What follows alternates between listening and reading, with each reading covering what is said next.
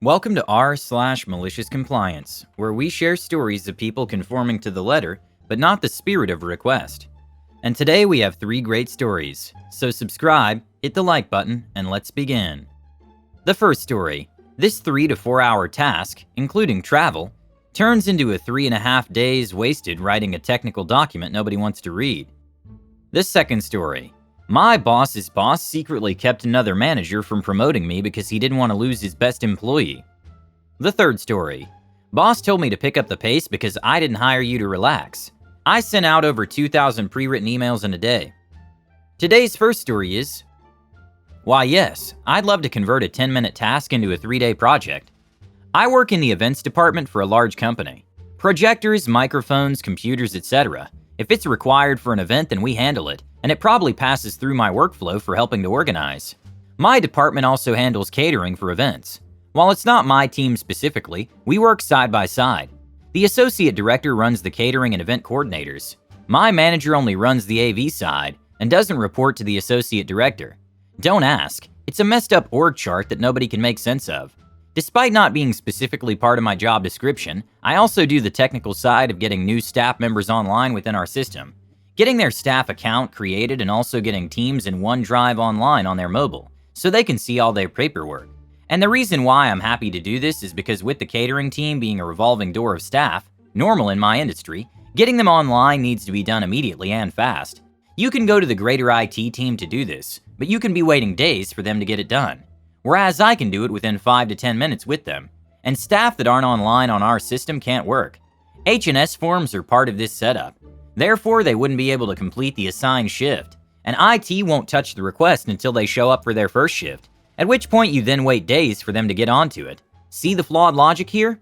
Note, setting up a new account also involves setting up their personal work email, group email access, system permissions access, and to a limited extent, their access card swipe permissions.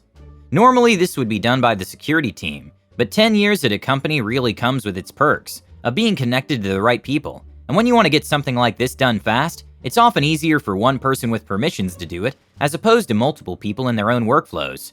Second note, if you're asking why a rotating door of catering staff need personal work email and group work email, this account setup is supposed to encompass more than just them.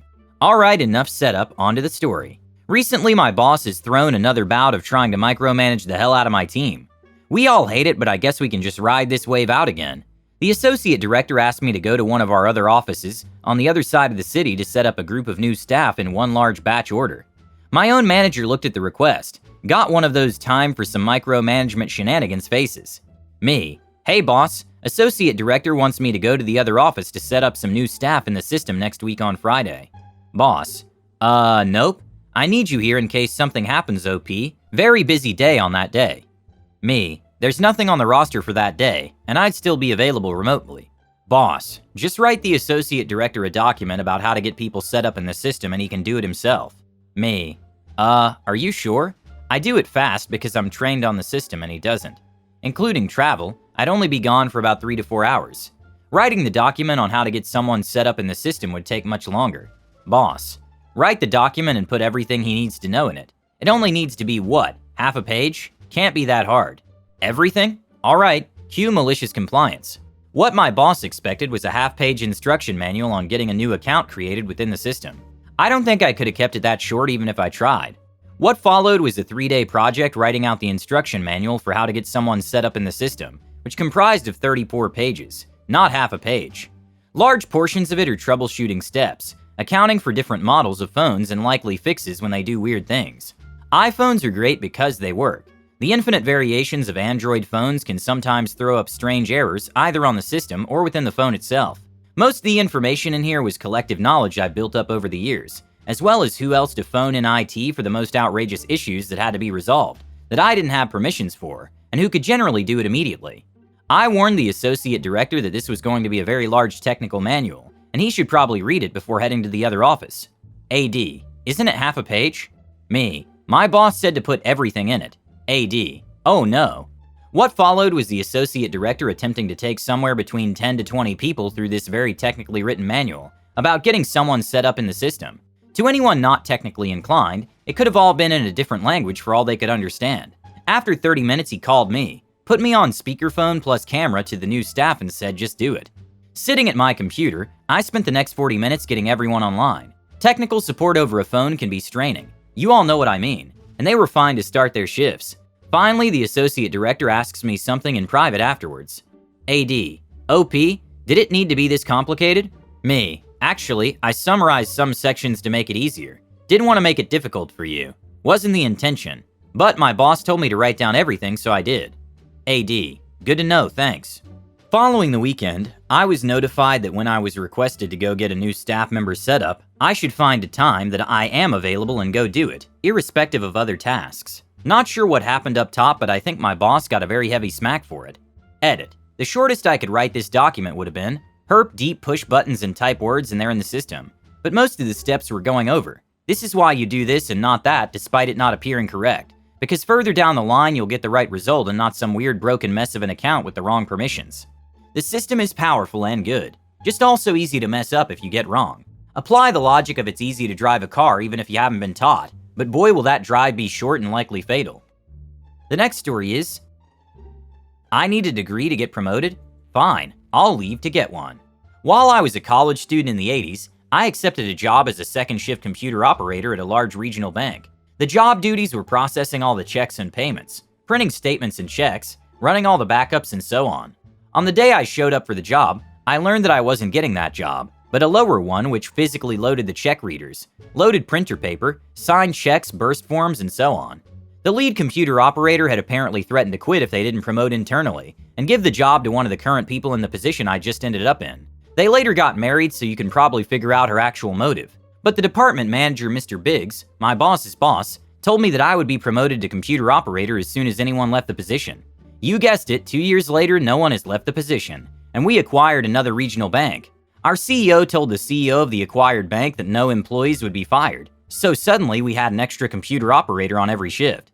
But Mr. Biggs insisted I'd still get promoted because he knew I was the most computer literate employee he had, something he used to his advantage in numerous side projects, which should have been paid at a much higher rate.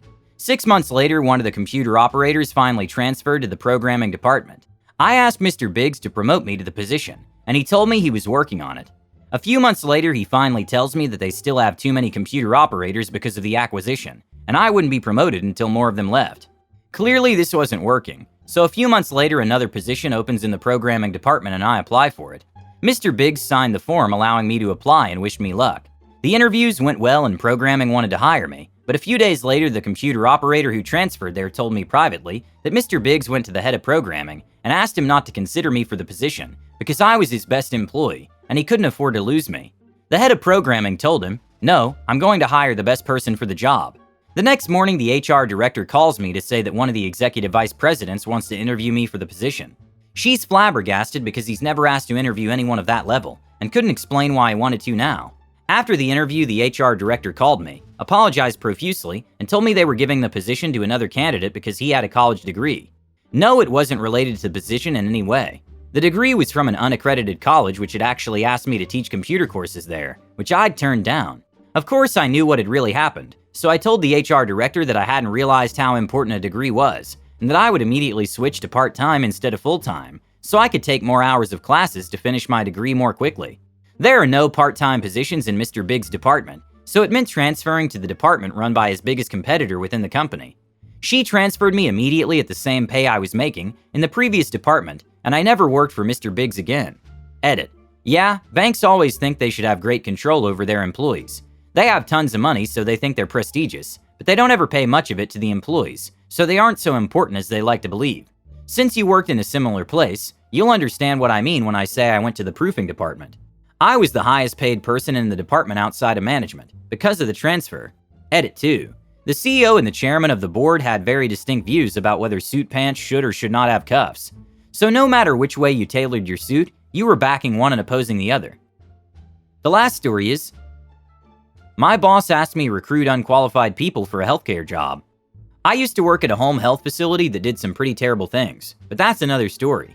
I was hired as a caregiver, but my role was more of a combined performing the tasks of a caregiver and administrative tasks such as payroll, filing documents, contacting people of importance for our clients and facility, etc. All for minimum wage, I might add, but this was my first job, so I wanted to do the most I could, so I could use them as a reference in the future. My boss is not very tech savvy and doesn't really understand the most efficient way to go about things. For example, she had us clock in and out using an Excel sheet rather than using a payroll system because it was too complicated to set up. Nonetheless, one of the tasks she gave me was to send out requests for work to people applying on a certain job website. Rather than post the business on the website, she would just send requests to people that labeled themselves as looking for work. She thought this could save the company money, and that this was faster than waiting for people to apply. If you've applied through a job listing website and received those pre-written check out this job opportunity at X company, we were basically doing that. I thought that it would be more beneficial to sort the potential recruits in certain categories by using the site's keyword finder to look for applicants with terms like caregiver or behavioral health to yield a better pool of candidates. Doing this method of mindlessly sending out emails, I would pump out around 400 to 500 emails to qualified candidates, and we'd receive maybe 5 to 6 interested applicants. And of those applicants, no one was interested in the job because of the abysmal amount of work that we had to put in. My boss was not happy and asked me to show her how I'd been doing this process.